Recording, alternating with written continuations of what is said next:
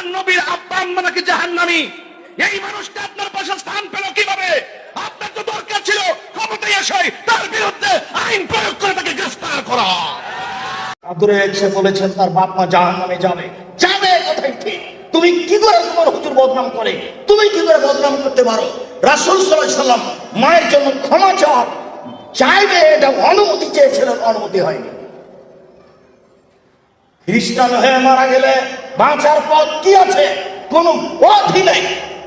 আবু তালেব চিরদিনের কৃতজ্ঞতা প্রকাশ করা মানুষ, ভাতিজার উপরে সব ভালোবাসা দেখালেন, সব সমস্যা দূরে করার চেষ্টা করলেন, বুকে করে রাখলেন ভাতিজাকে, কাপড়ের নিচে রাখলেন ভাতিজাকে, ঘরে রাখলেন ভাতিজাকে।